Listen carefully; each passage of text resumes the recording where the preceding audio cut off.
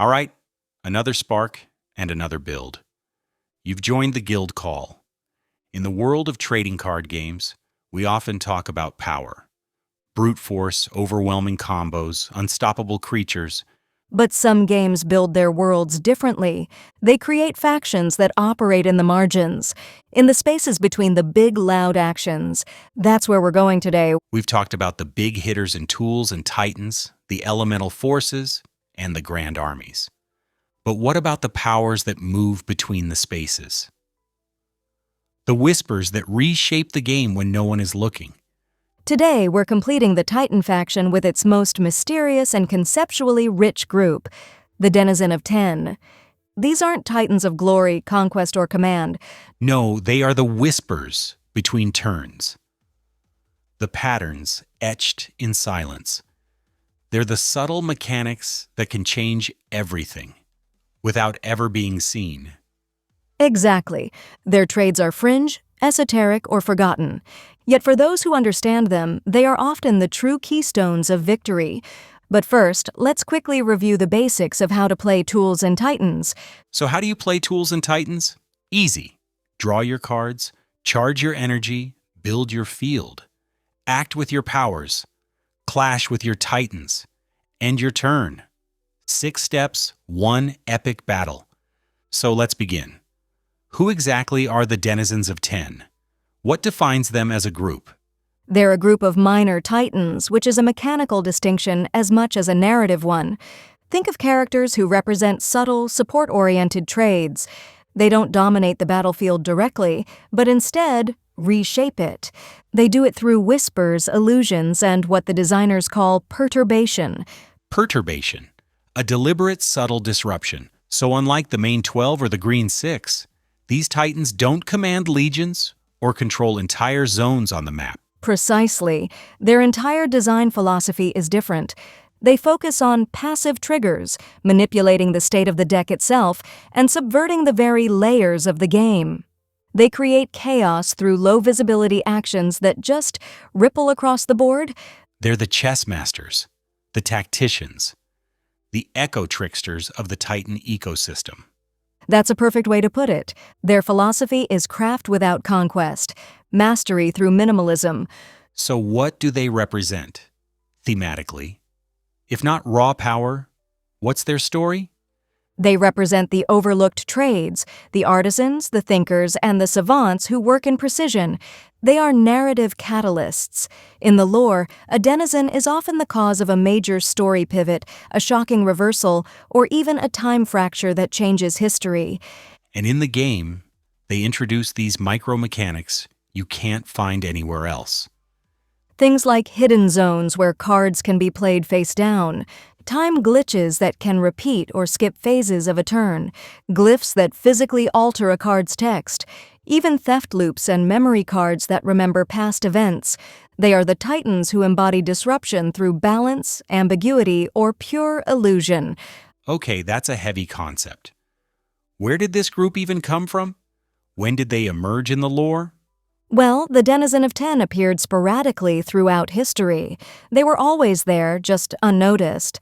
They weren't truly recognized as a group until the Perturbation era.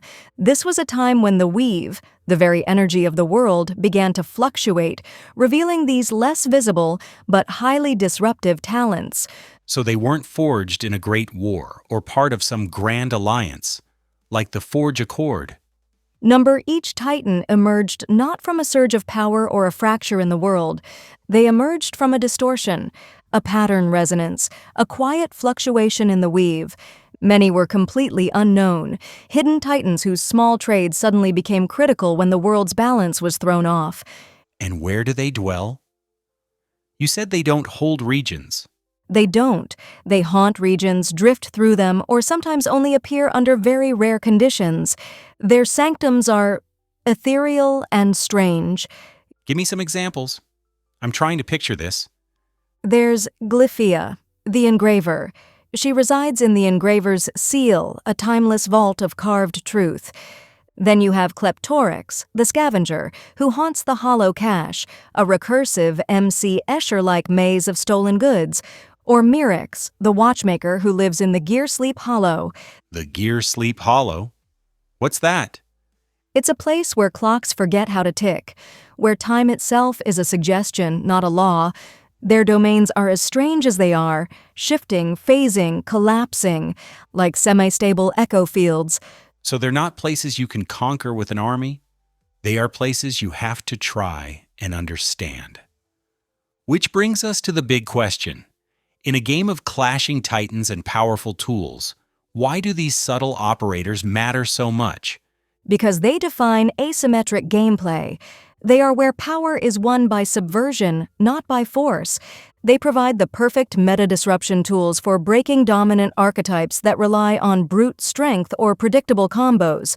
So if the competitive scene is dominated by a heavy-hitting Scorch deck, the Denizen player is the one who quietly dismantles that entire strategy from the inside out. That's the entire idea. Mechanically, they allow players to explore incredibly deep strategies. Bait layering, deck recursion, hidden zones, time shuffling, memory flips. They are the titans of what if. They're absolutely essential for complexity, for lore depth, and for strategic elegance. All right, let's dive deep into the mechanics. You've given us the overview, now let's see the gears turning.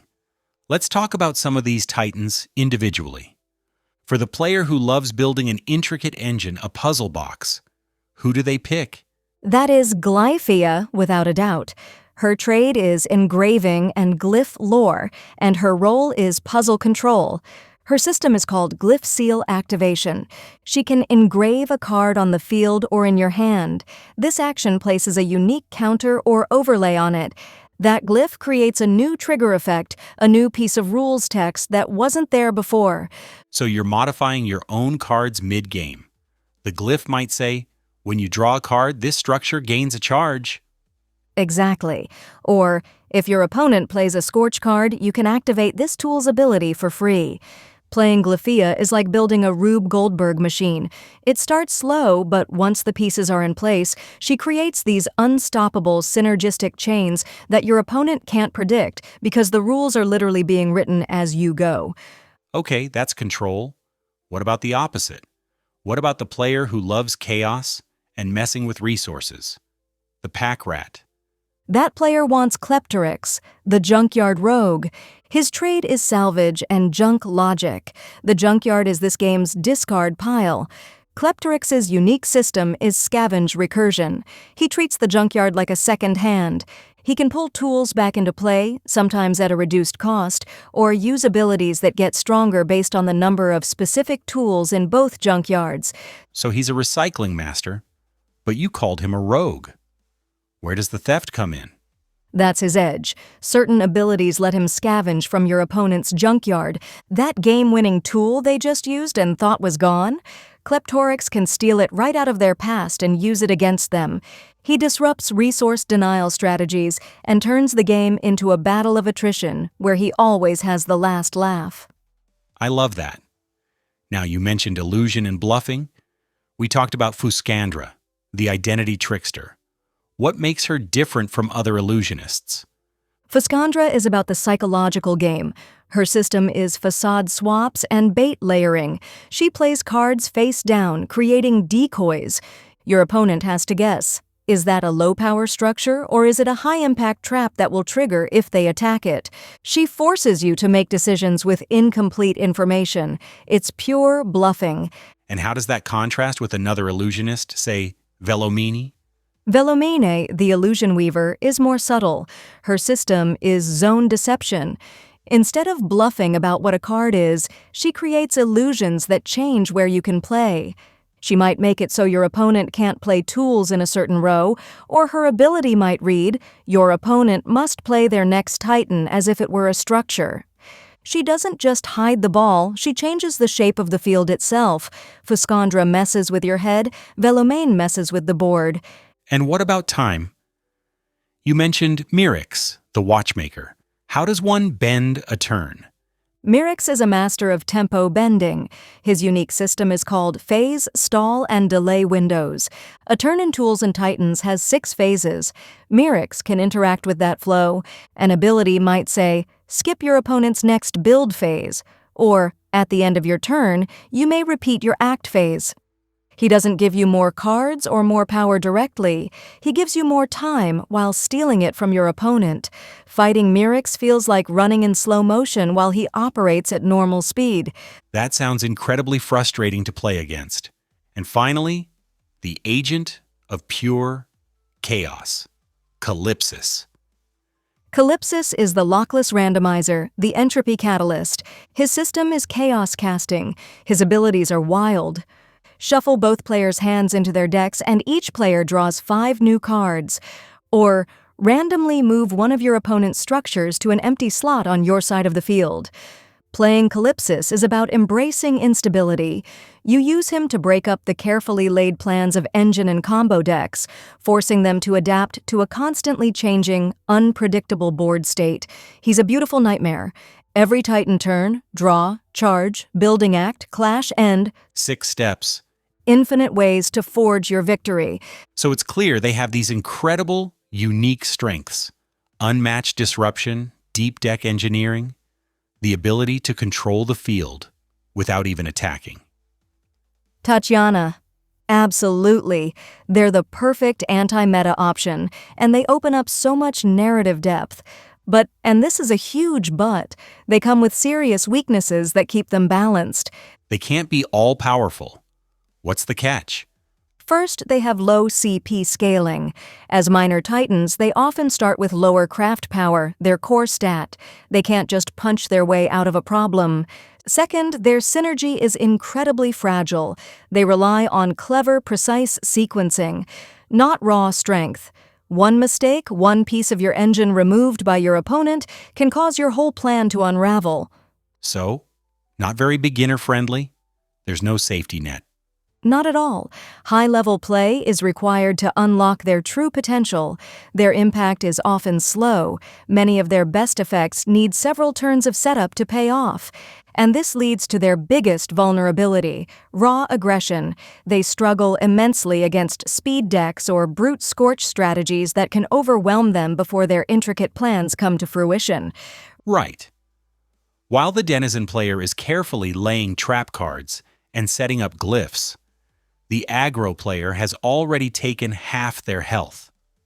Exactly. It's a classic race. The Denizen player is betting they can stabilize and turn the corner before the aggro player burns them down. It makes for some of the most tense matchups in the game. This brings us to their narrative function. You said they were plot devices. How does that manifest in the lore? They are the architects of subtle change. Think of them like a single misplaced gear that shifts the entire machine. In the game's official lore and campaign modes, they drive entire story arcs. For example, the Still Vault heist isn't a battle, it's a puzzle. It involves using the Titan Ossiren, the Stasis Master, to freeze time in specific zones to bypass guards in a vault. And the Chrono Shards of Mirix? That's a campaign where a timeline has fractured. You have to play as Mirix and use his abilities to literally manipulate past turns in the game's log, replaying key moments to find the combination that restores the timeline. They are used for these incredible, mind-bending scenarios that no other faction could support. They let the designers break their own rules for the sake of story. They remind players that power is not always loud. Sometimes it's a whisper in the right place, at the right time. So, whether you're building an engine with Glyphea, stealing victory from the junkyard with Kleptorix, or simply weaving a web of lies with Fuscandra, the Denizen of Ten offer a path to victory that is subtle, profound, and deeply rewarding for the player who wants to think 3 steps ahead. Tatiana, they prove that the quietest voice can have the biggest impact. You just have to know how to listen. They're not for everyone, but for the players they click with, they're not just a faction. They're a home. In every match of Tools and Titans, your tradecraft unfolds in 6 simple moves: draw, charge, building act, clash, end. Simplicity for the novice. Mastery for the Titan.